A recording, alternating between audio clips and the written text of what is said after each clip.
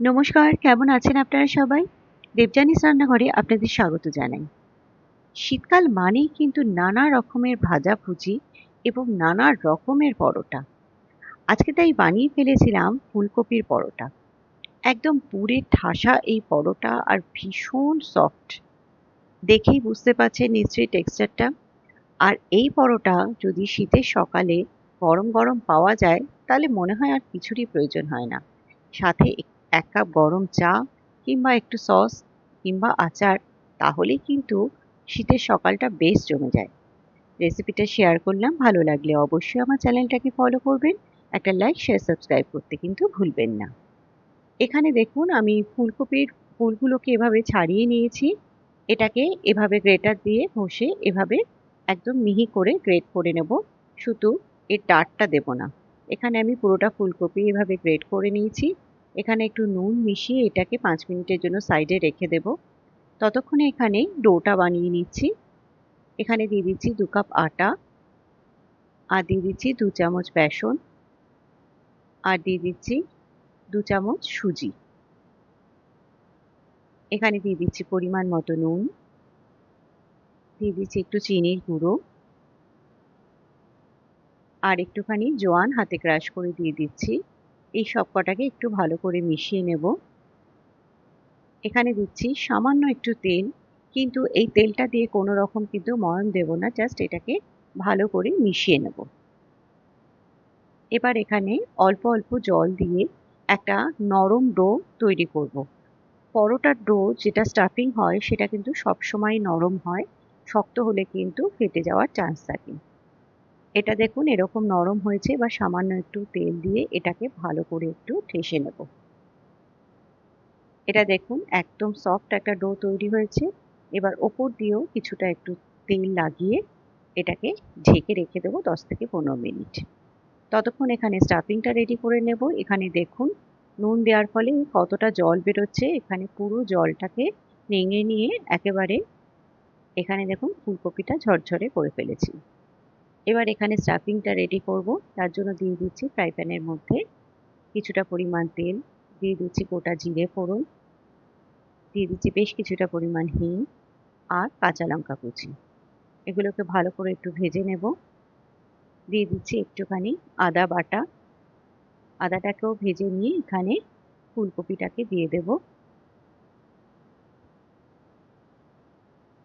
এটাকে ভালো করে মিশিয়ে নেব। এবার এখানে দিয়ে দিচ্ছি সামান্য একটু হলুদ গুঁড়ো, খুব সামান্য একটু কাশ্মীরি লঙ্কার গুঁড়ো, আর দিয়ে দিচ্ছি এখানে ভাজা মশলা।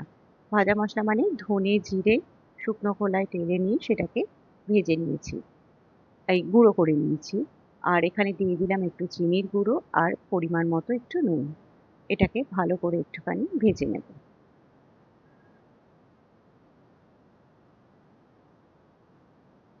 এবার এখানে দিয়ে দিচ্ছি বেশ কিছুটা পরিমাণ ধনেপাতা।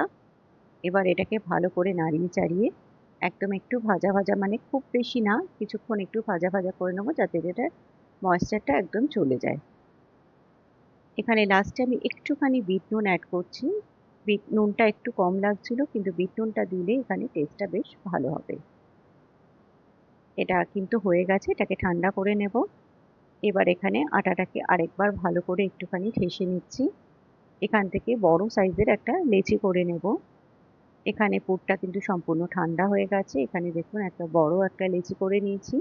এটাকে ঠিক একই যেভাবে স্টাফিং ভরে বাটির মতো করে নিয়ে এটার মধ্যে ফুলকপির স্টাফিংটা ভরে দেব বেশ কিছুটা পরিমাণ। এবার এটাকে হাত দিয়ে এভাবে চেপে মুখটাকে আস্তে আস্তে বন্ধ করে দিতে হবে।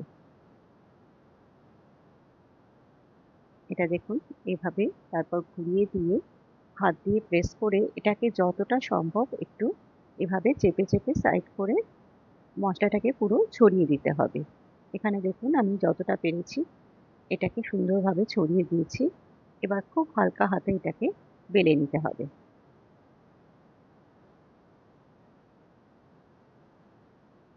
এটা কিন্তু একটু মোটাই হবে। এখানে দেখুন থিকনেসটা। এবার এটাকে ভেজে নেব। এখানে দুটো দিক ভালো করে সেঁকে নিয়ে আমি এটাকে তেল দিয়েই ভাজছি। যদি আপনারা প্রয়োজন মনে করেন এটা ঘিতেও কিন্তু ভাজতে পারেন। একটা দিক হয়ে গেলে আরেকটা দিকও এভাবে তেল দিয়ে ভেজে নেব। যেহেতু এখানে বেসন আর সুজি পড়েছে, ওপরের লেয়ারটা কিন্তু বেশ ক্রিস্পি হবে। এটাকে দুদিকটাই সুন্দর করে এভাবে চেপে চেপে ভেজে নেব। এখানে দেখুন এটা সুন্দর মতো ভাজা হয়ে গেছে।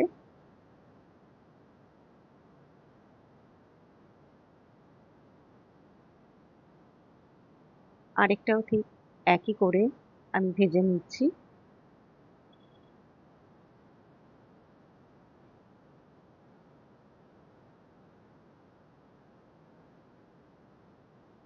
এভাবে তেল লাগিয়ে এটাকে বেশ সুন্দর মতো ক্রিস্পি করে ভেজে নিতে হবে। ব্যাস, এটা কিন্তু একদম রেডি। তৈরি হয়ে গেল খুব সহজেই। শীতকালে সকালে কিংবা রাতের ডিনারে বলুন, এরকম পরোটা যদি বানানো যায় আমার মনে হয় আর কিছুরই প্রয়োজন হয় না। আমরা সবাই কিন্তু অল্প বিস্তর আলু কিংবা ফুলকপির পরোটা বানিয়ে থাকি। যদি না বানিয়ে থাকেন তাহলে এভাবে একবার অন্তত ট্রাই করবেন। আশা করি আপনাদের ভীষণ ভালো লাগবে। আর আমাকে কমেন্টে জানাতে কিন্তু ভুলবেন না।